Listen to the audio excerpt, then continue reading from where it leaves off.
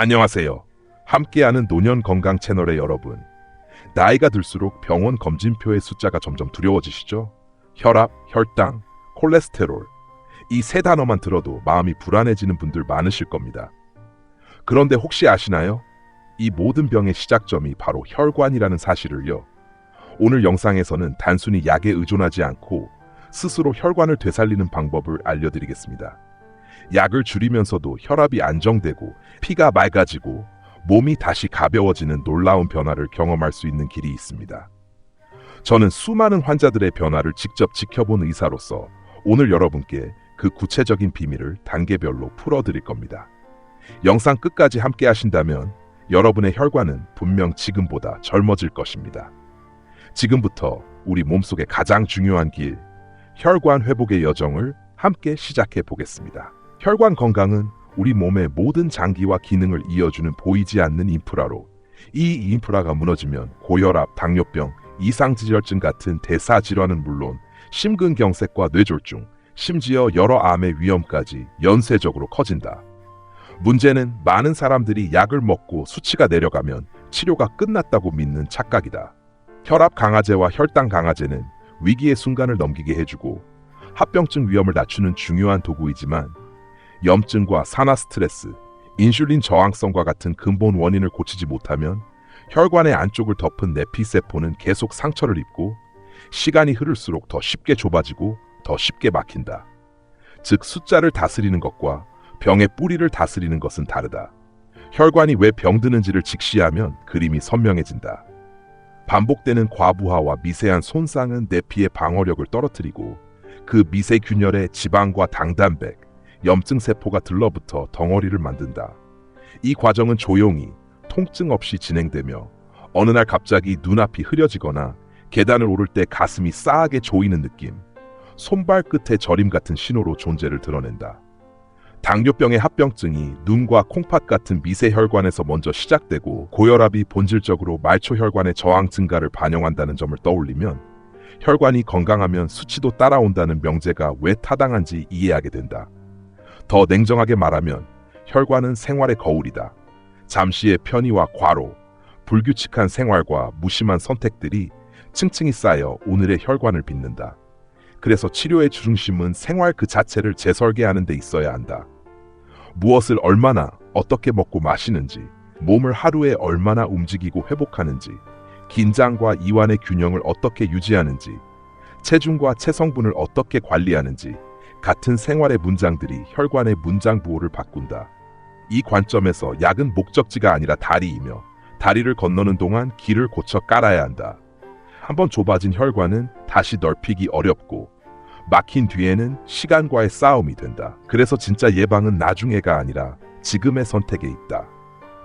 오늘의 작은 선택이 내일의 큰 결과로 귀결되는 곳이 바로 혈관이다. 진단서의 숫자에 앞서 자신의 일상과 감각을 점검하라. 계단에서 숨이 짧아지는 속도, 식후의 처짐과 오후의 무기력, 아침의 붓기와 밤의 뒤척임 같은 몸의 문장은 수치가 말해주기 전에 조기경보다. 통념을 걷어내면 방향은 단순해진다. 혈관을 중심에 두고 생각하라. 치료는 수치를 낮추는 행동이 아니라 혈관이 다시 부드럽고 탄력 있게 숨쉬도록 환경을 바꾸는 과정이다. 그 과정에 발을 들이는 순간 약의 역할은 더 명확해지고 검사의 의미는 더 커지며 복용과 운동, 일과 휴식의 균형은 도구가 아니라 전략이 된다. 이 전략이 자리를 잡을 때 비로소 우리는 병을 관리한다에서 건강을 설계한다로 이동한다. 혈관은 침묵하지만 침묵은 동의가 아니다. 지금의 일상에 대한 당신의 결정을 기다리고 있을 뿐이다. 혈관이 병드는 과정은 단순한 막힘이 아니라 오랜 시간 축적된 염증과 손상의 역사다. 처음에는 눈에 보이지 않는 미세한 균열에서 시작된다. 혈관의 안쪽을 덮고 있는 내피세포가 고혈당, 고지혈증, 스트레스, 흡연, 수면 부족 같은 자극에 반복적으로 노출되면 방어막이 약해지고 미세한 틈이 생긴다. 그 틈으로 지방과 단백질, 염증세포가 스며들어가면서 작은 염증 반응이 일어나고 시간이 흐르며 그 자리에 지방이 응집된 플라크가 형성된다.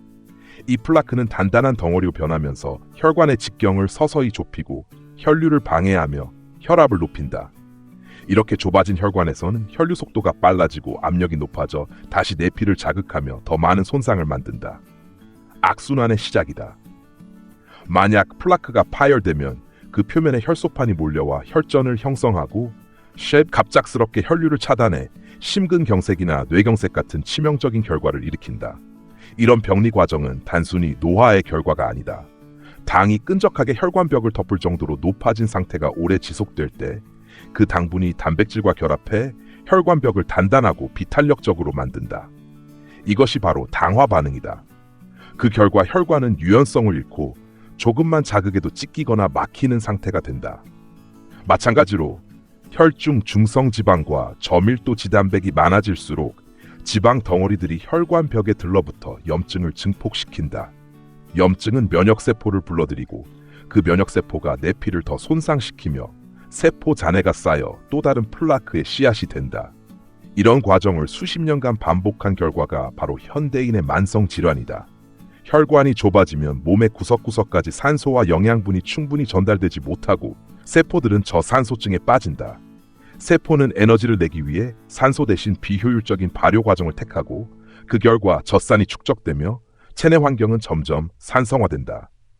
이 상태가 오래 지속되면 세포의 유전자 발현이 왜곡되고 비정상적인 분열이 시작되며 이것이 암세포로의 전환을 촉진한다. 결국 혈관의 병은 한 장기의 문제가 아니라 몸 전체 대사의 균형이 무너졌다는 신호다. 눈의 망막이 흐려지고 콩팥의 여과 기능이 떨어지고 뇌세포가 죽어가며 심장은 산소 부족으로 비명을 지른다. 이 모든 출발점은 하나의 좁아진 혈관, 하나의 손상된 내피세포에서 비롯된다. 그러므로 혈관 질환은 단일 사건이 아니라 몸이 오랜 세월에 걸쳐 써내려간 기록이며 우리의 식사 습관과 활동량, 스트레스 관리가 그 문장의 문법을 결정한다. 혈전은 그 기록의 마침표와 같다. 피가 응고되며 만든 작은 덩어리가 흐름을 멈추는 순간 인생의 시간도 멈춘다. 하지만 역으로 보면 이 과정을 이해하는 순간 혈관은 되살릴 수 있는 조직이 된다. 깨끗한 혈류, 낮은 염증, 안정된 대사. 이것이 혈관을 되돌리는 세 가지 원리다.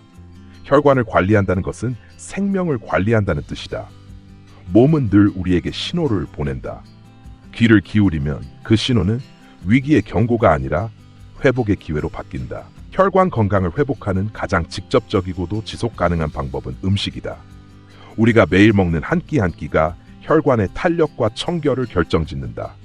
인위적으로 가공된 음식이 아닌 자연의 색을 지닌 재료들이 혈관의 노폐물을 청소하고 염증을 잠재우며 세포의 재생을 돕는다. 그 중에서도 채소와 과일은 가장 강력한 약이다. 신선한 식물성 식품에 들어있는 섬유질은 장에서 콜레스테롤과 담즙산을 붙잡아 배출시켜 혈중 지방 농도를 낮추고 혈액 속 노폐물의 재흡수를 막는다. 비타민과 미네랄은 내피세포의 손상을 복구하고 항산화 물질은 산화 스트레스로부터 혈관을 보호한다. 비타민 A는 세포막의 안정성을 유지하고 비타민 C와 비타민 E는 활성산소를 중화시켜 플라크의 산화를 방지한다. 특히 항산화 능력이 뛰어난 카로티노이드와 폴리페놀, 플라보노이드 같은 식물 색소들은 혈관의 노화를 늦추는 핵심이다. 이런 영양소들을 가장 효율적으로 섭취하는 방법이 바로 생채소와 과일을 함께 갈아 마시는 주스다. 그 대표가 애플, 비트, 캐럿으로 이루어진 ABC 주스다. 사과의 과당과 비트의 베타인, 당근의 베타카로틴이 서로 보완되어 피를 맑게 하고 간 해독을 돕는다. 다만 착즙기에서 섬유질을 걸러낸 주스는 효용이 떨어진다. 혈관에 좋은 것은 달콤한 액체가 아니라 살아있는 섬유질과 색소, 그리고 그 속에 미세한 미네랄이다. 그래서 믹서로 통째 갈아 마시는 것이 좋다. 여기에 블루베리, 케일, 시금치, 양배추, 아보카도 같은 재료를 더하면 항산화와 지방 대사에 더 큰 시너지를 낸다. 특히 아보카도는 혈관에 꼭 필요한 불포화 지방산의 보고로 염증을 완화하고 좋은 콜레스테롤인 HDL을 높이며 나쁜 콜레스테롤인 LDL을 줄인다. 불포화 지방은 지방의 형태 중에서도 혈관을 보호하는 역할을 한다.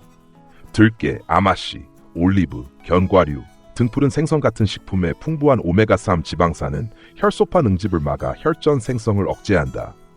반대로 트랜스 지방과 포화 지방은 혈관의 적이다. 이들은 혈중 LDL을 높여 플라크를 단단하게 만들고 염증을 확대하며 내피세포의 회복을 방해한다.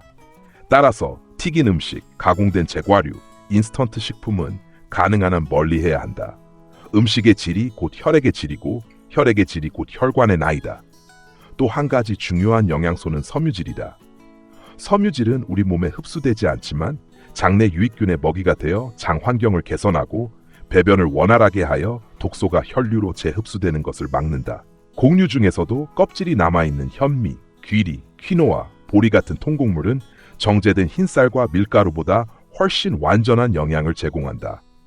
이들은 비타민 B군과 미네랄, 그리고 천연 항산화 성분을 함께 담고 있어 혈관의 탄력을 유지하는 데 도움을 준다.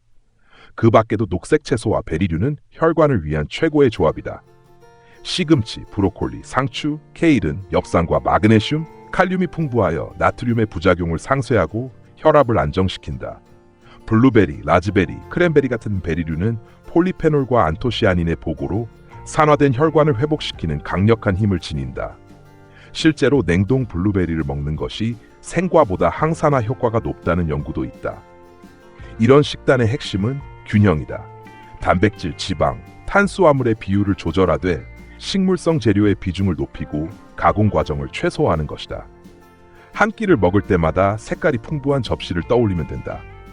초록색의 채소, 붉은색의 과일, 노란색의 곡류가 한 접시에 공존할 때 혈관은 자연의 리듬에 맞춰 회복을 시작한다.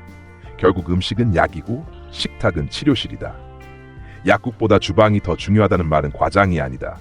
매일 한 잔의 생즙, 한 그릇의 현미, 한 줌의 견과류가 혈관을 다시 숨쉬게 만든다. 혈관은 우리가 먹는 모든 것의 흔적으로 채워진다. 어떤 재료를 선택하느냐가 곧 어떤 삶을 선택하느냐로 이어진다. 혈관을 병들게 하는 주범은 언제나 식탁 위에 숨어 있다. 겉보기엔 평범한 밥과 빵, 면이지만 그 속에는 혈관을 서서히 마비시키는 탄수화물과 지방의 함정이 있다. 흰쌀, 흰밀가루, 설탕으로 대표되는 정제 탄수화물은 빠르게 소화되어 혈당을 급격히 올리고 이 과정에서 인슐린 분비를 폭발적으로 자극한다. 인슐린은 혈당을 낮추는 동시에 남은 당을 지방으로 바꾸어 저장하게 만든다. 이렇게 쌓인 지방은 혈관벽을 압박하고 염증 반응을 촉진하며 결과적으로 고혈압과 고지혈증을 불러온다. 탄수화물이 단순할수록 그리고 식사 속도가 빠를수록 혈관은 더 큰 손상을 입는다. 빠르게 먹는 습관은 포만감을 느끼기 전에 과식을 유도하고 그 결과 과도한 에너지가 체내에 남게 된다. 그 에너지는 결국 지방으로 바뀌어 복부와 간, 그리고 내장 주변에 쌓인다. 복부 비만이 위험한 이유는 그 지방이 단순한 저장 창고가 아니라 염증을 분비하는 공장이기 때문이다. 내장 지방에서 분비되는 사이토카인은 혈관의 수축을 유도하고 인슐린 저항성을 높이며 혈압을 끌어올린다. 이런 변화는 하루아침에 생기지 않는다. 매일 조금씩 반복된 선택의 결과다. 게다가 현대인의 식단에는 탄수화물뿐 아니라 트랜스 지방과 과도한 포화 지방이 뒤섞여 있다. 튀김, 제과, 가공육, 인스턴트 식품에 들어있는 이 지방들은 혈관 속에서 LDL 콜레스테롤을 산화시키고 내피세포를 공격하며 플라크를 단단하게 만들어 혈류의 흐름을 더욱 막는다. 이른바 혈관을 시멘트처럼 굳게 만드는 지방이다. 여기에 단 음식과 탄산음료, 액상과당이 더해지면 혈액은 끈적해지고 산화 스트레스가 폭발적으로 증가한다. 세포는 과잉 에너지를 처리하느라 지치고 미토콘드리아는 효율을 잃는다. 이때 필요한 것은 극단적인 절식이 아니라 올바른 절제다. 식탁의 균형을 되찾는 일은 단순히 양을 줄이는 것이 아니라 질을 바꾸는 것이다. 밥의 양을 줄이고 대신 채소의 비중을 늘리고 빵 대신 통곡물을 선택하며 튀김 대신 찌거나 삶은 음식을 택하는 것. 이 단순한 변화가 혈관의 상태를 바꾼다. 음식은 혈관의 재료다. 매일 기름진 음식으로 도배된 식탁은 결국 피를 탁하게 만들고 반대로 자연 그대로의 음식은 혈류를 맑게 흐르게 한다. 또 한 가지 중요한 습관은 식사 속도다. 음식이 입으로 들어가 포만감을 느끼기까지는 약 20분이 걸린다. 하지만 대부분의 사람들은 그 절반도 안 되는 시간에 식사를 끝낸다. 그 결과 뇌가 포만감을 느끼기 전에 이미 필요한 양을 훌쩍 넘긴다. 천천히 꼭꼭 씹는 습관은 단순히 소화를 돕는 것이 아니라 혈당의 급상승을 막고 인슐린의 부담을 덜어주는 가장 쉬운 치료법이다. 식사를 빨리 끝내는 대신 작은 그릇을 사용해 시각적 포만감을 얻는 것도 좋은 방법이다. 눈으로 보는 다 먹었다는 신호는 뇌의 식욕을 진정시킨다. 결국 건강한 식습관은 절제와 인식의 문제다. 내가 무엇을, 왜, 어떻게 먹는지를 인식하지 못하면 혈관은 조용히 손상된다. 하지만 매번의 식사에서 한 가지라도 올바른 선택을 하면 혈관은 다시 반응한다. 정제된 탄수화물을 거부하고 자연의 색을 담은 음식으로 돌아가는 것, 그 단순한 선택이 혈관의 생명을 연장한다. 나쁜 음식은 즉각적인 쾌락을 주지만 좋은 음식은 오래된 평화를 준다. 그리고 혈관은 언제나 후자를 기억한다. 혈관은 끊임없이 흐르는 통로이기에 움직이지 않으면 금세 굳어버린다. 운동은 단순히 살을 빼는 행위가 아니라 혈관을 깨우는 신호다.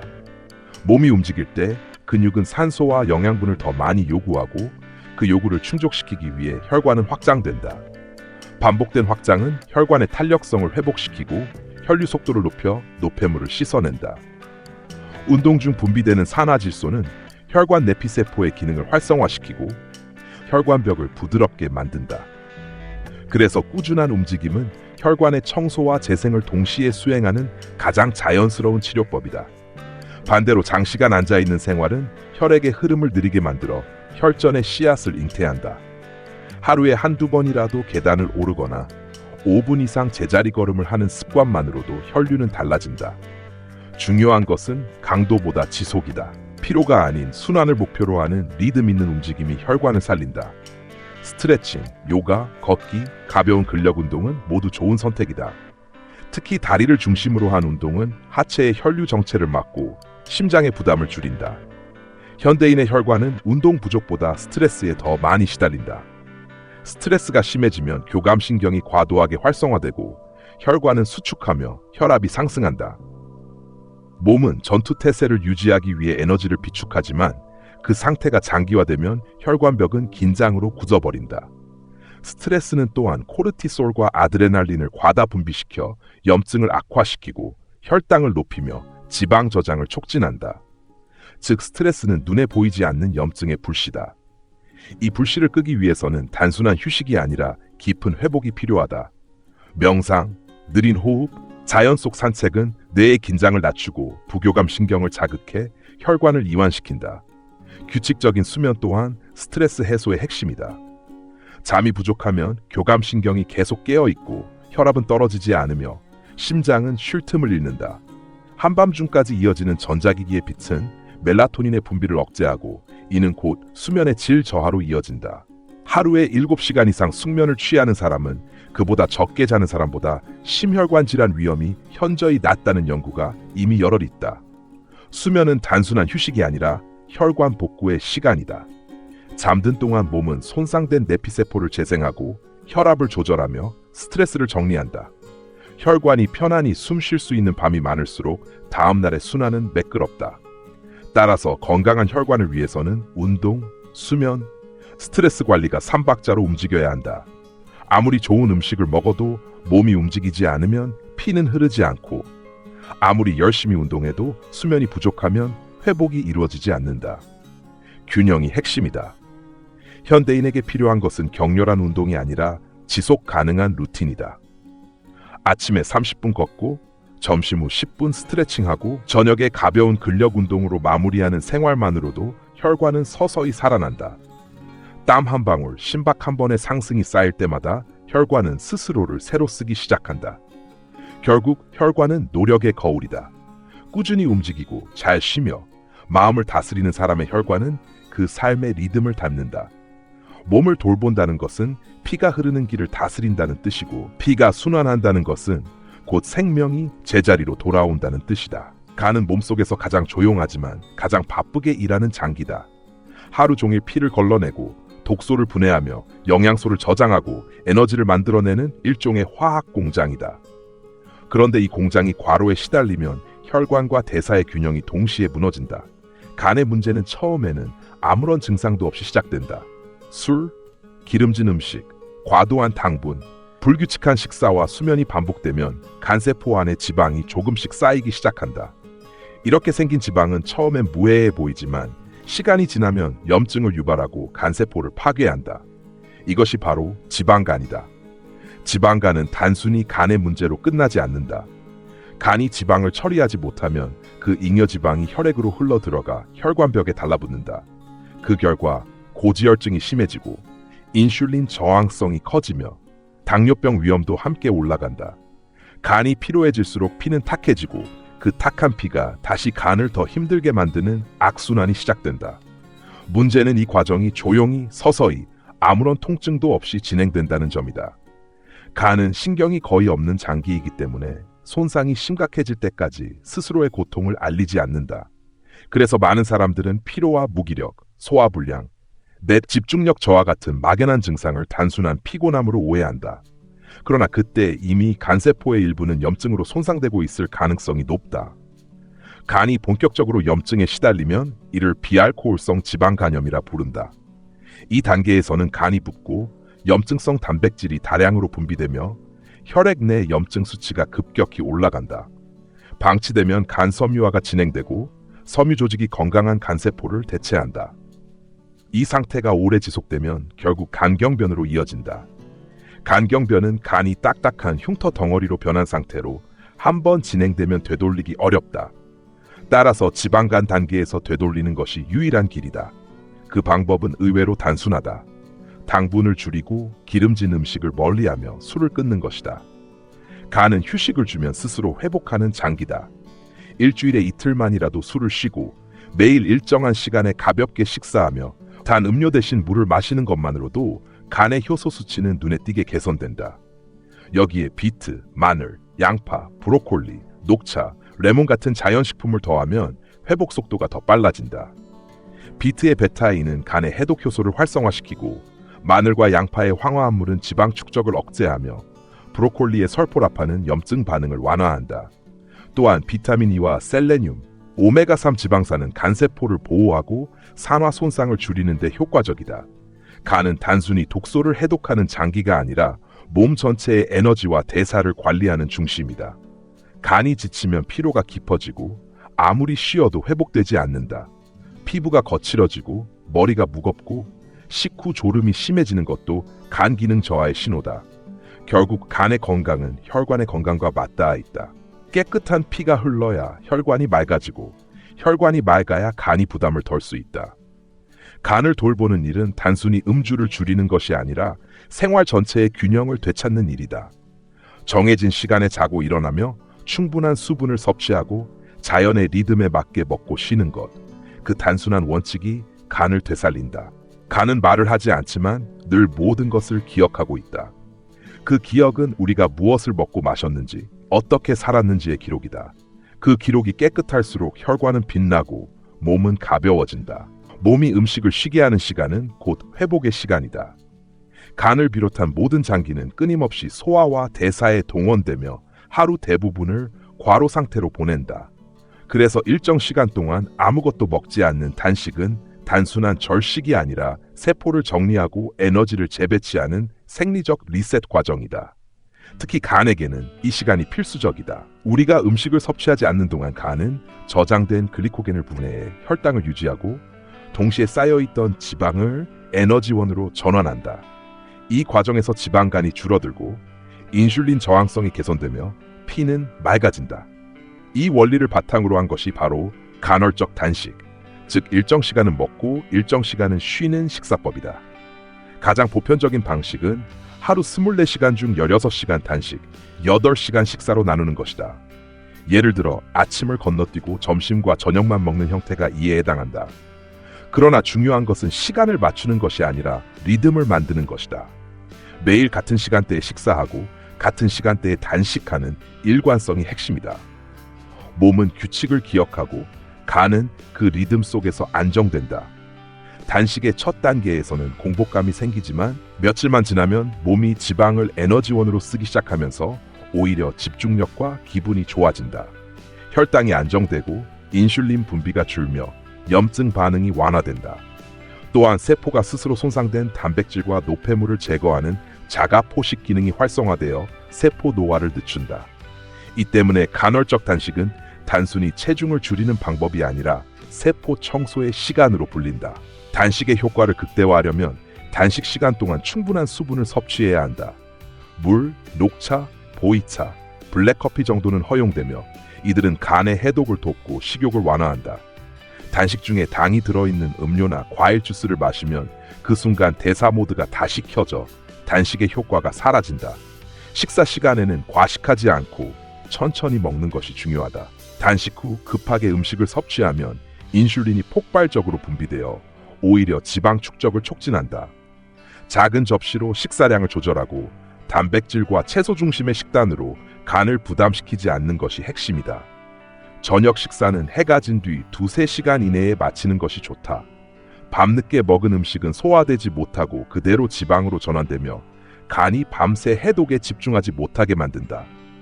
간헐적 단식의 또 다른 장점은 마음의 통제력을 회복한다는 점이다. 음식을 절제한다는 것은 단순히 배를 비우는 것이 아니라 욕망을 다스리는 훈련이다. 식사를 미루는 동안 몸은 처음엔 저항하지만 곧 새로운 리듬을 받아들이고 스스로 균형을 찾는다.